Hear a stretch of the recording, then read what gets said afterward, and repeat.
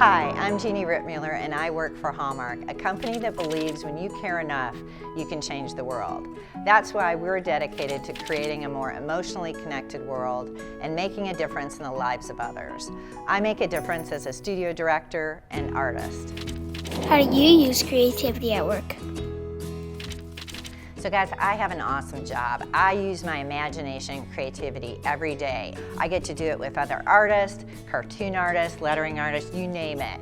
So when I start to think about ideas and my imagination goes wild, I come up with weird things. Sometimes it's a cute thing, like a little bag with doggies all over it that you might like, or something kind of crazy with a ginormous ice cream cone and his friends. If I got this in the mail as a card, I don't know about you, but I would smile. And that's what this is all about.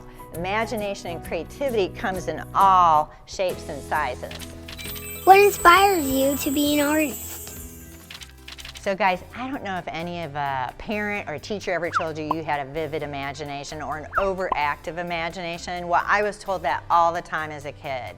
And I later on figured out that's an awesome thing. I'll take that. So my imagination, I used to tell stories in my head and come up with dreams and ideas for the artwork that I did. How can I get better at what I love to do? So to get good at anything, you have to practice, right? So even as an artist, when I was a kid, I started drawing all the time. And that really helps you get better. It helps you improve your skills. And since I had this goal of being in the movies or taking my art and being a famous artist, I had to get better. I had to be able to compete with those dudes. So I'm all about practice because practice is part of loving what you do. Every day that you are going to work, it's important that you have passion. It's important that you choose something that you really love. And all that practice is going to make sense that being inspired, practicing, and loving what you do.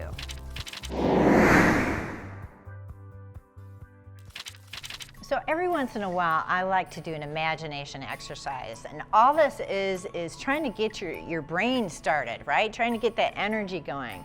So when we have these big blank pieces of paper, maybe you get a test sometimes at school, it can really freak you out because it's empty, it's intimidating. So for me, I like to start really simple. I grab a tool that I love. For you, that might be paint. It could be your digital pad. It could be your favorite Sharpie markers or crayons. For me, I love markers because they work so fast.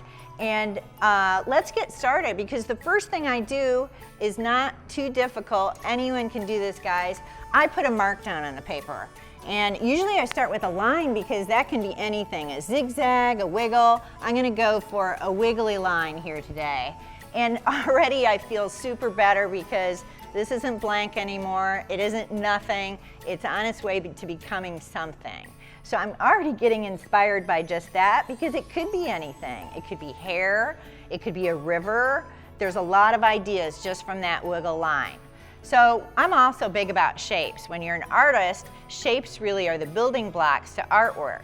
So if you think about it, an oval is a head on a person, maybe an inverted triangle is the body. So shapes are super important and they inspire me. I'm gonna go with the triangle just because I like triangles. And I'm gonna put that up here. So I got a couple things going on, and then as a wild card, I kind of pick a letter or a number, so it's super easy. I pick a 9, just because 9's a cool number, and I've got 3 things on the page. So if you look at that, I bet you have ideas. I bet you do. Because I look at this and I'm thinking a comet. So I love science fiction. I'm gonna make that a comet tail and I'm gonna add to it. I'm gonna add more of those gases coming off. It has to have that ball of ice at the front, so I put a circle up there, maybe this a little bit. If I had, put some marks like it's moving, right? Because those things move really fast. But I already have the start of a story. So I'm inspired by this, and I can build on it. I'm gonna make this into something. I think you would have a lot of ideas. Maybe it's a mountain, maybe it's a volcano. I'm gonna thinking it's a spacecraft. So I'm gonna go with that. Here's the little dude's ladder, and he probably put his little flag up here. Some more shapes, there's a rectangle. Maybe we give him a door and a window, and he's got his little antenna because he's got to call back home. But we have the start of something, we have the start of a story. So there's been a lot about Mars on TV, and that's been really inspiring to me. I've been thinking about it a lot. So I'm gonna make this kind of a Mars planet scene just because I want to. I want to do something with a planet. And a comet's going by. Maybe there's a dude in here that has his little smile and he's happy about being on Mars finally. He was getting a little bit seasick or airsick. So he's happy he's there. I'm gonna put us in it by putting Earth in there. And maybe we do a little America, which is a little bit like a blob. I'm not gonna worry about that. And then we do Africa, and that kind of looks like America, and it's way out in the distance. We're part of the story, okay? So the number 9, that's always a really interesting one, but I can't do a Mars landscape without a creature or an alien or a monster, because that's kind of my thing. I love that stuff. So I'm gonna give him some tentacle legs. He moves around on these. I think that's kind of fun that he can walk around on those lines. Maybe he gets his big single eye. Okay, he's fun. He's probably looking over at the astronaut thinking, I'm gonna go check him out.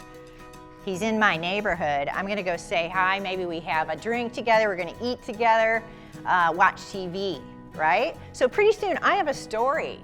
And that's what's so awesome about imagination is you can start literally with nothing and be inspired and take it that step further and practice. And then after that, I love what came out of that. I love that my imagination took me there. So it's so important when you do things like that that you pick something that really inspires you and you will love what you do.